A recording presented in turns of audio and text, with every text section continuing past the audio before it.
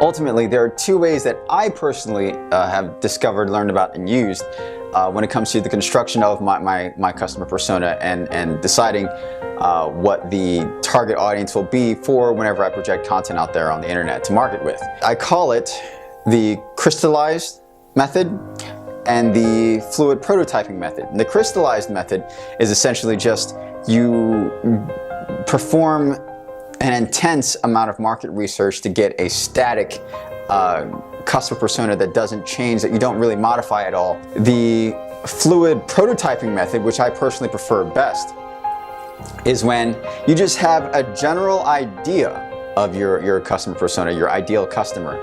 and you dabble in advertising. You A/B split test your ads until you hit what I like to call the home run audience. And how you do that in a nutshell is you start off with the most general idea of what you hope to be your target audience, what you hypothesize to be your target audience, and you just target your ads based on what you know, the few premises that you know to be absolutely true about your target audience, such as when we were launching this content marketing campaign for Stratagem Internet Marketing, we knew that we wanted to target entrepreneurs, English-speaking entrepreneurs. So we knew several facts about them. We knew that they were English-speaking, we knew that they liked to read, and we knew that they were either serious about starting or already managing their own small business. We started off with just a $5 ad set launched to people who are interested in entrepreneurship in America. Then we got data back from that launch, and it was just we only spent about $5 doing it,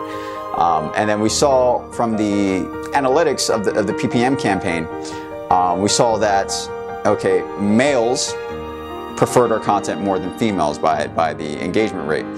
and we had an engagement rate goal of 3% or more,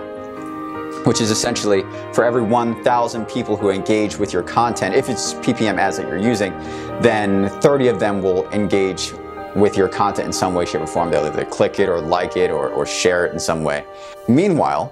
we took that information and we said, okay, well, men between the ages of 22 and 35 like our content the most when compared to women of different demographic and psychographic groups. So what we did then was take another $5 and refine our ads a bit more. So instead of sending out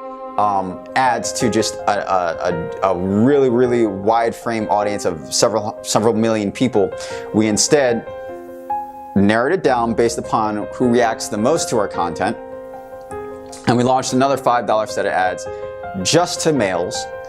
who were in the ages of 22 to 35 bracket, who were interested in entrepreneurship. We got data back for that. Then we refined it even further based on the books that they read, because we then thought, okay, well, if they're truly serious, if they're truly serious about launching or managing their own business, they're likely going to want to improve their skills. They're likely going to want to read about it, since many successful entrepreneurs, in fact, most of them do in fact read to better their skills. And so we looked up a list of the most highly rated entrepreneurship books, and we set our marketing ads to target those people who have shown that they like these books or have read them in their social media profiles. So therein our ads became narrowed down even further when we had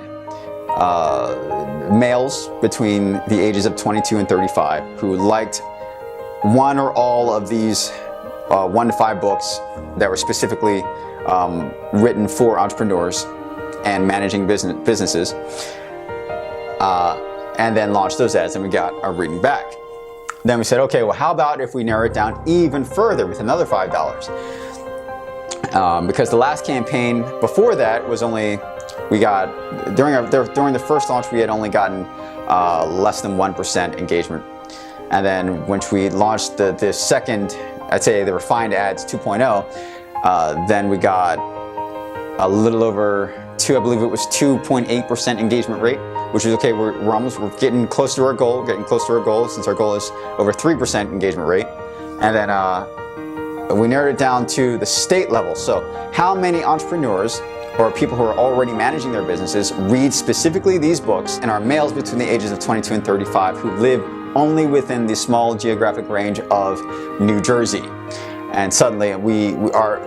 throughout the process of our refinement, we got our ads from targeting millions and millions of people to only about 2,000 people. Now, amateur advertisers think that this is a bad thing, that you want to reach more people,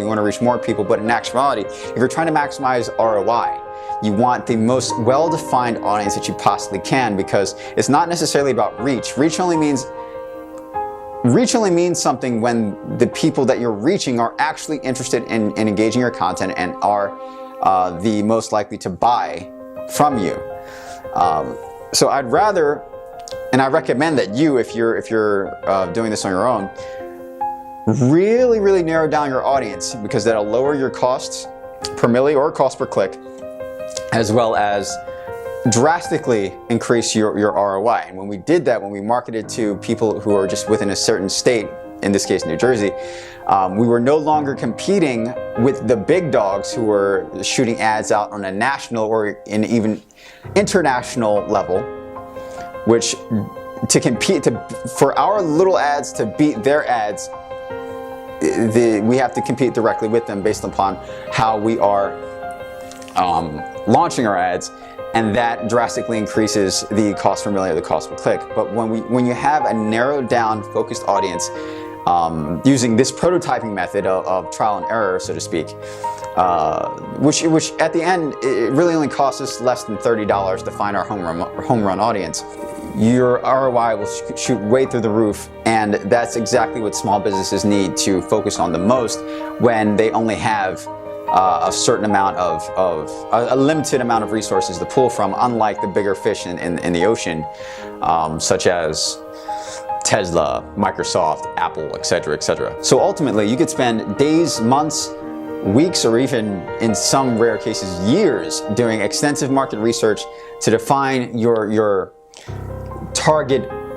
what I like to call the home run audience, for which you can just write content for and just shoot it out there, and it's almost like guaranteed that they'll love it every time that you publish and have the highest conversion rates. Or you could just pay $5 here, get back some data, refine it, pay another $5, get back some data, refine it, pay another $5, get back some data, refine it, and then bam, within 3-4 days, you've got exactly the audience that you need based upon what you already know is going to react positively to your content based upon the metrics that you get back.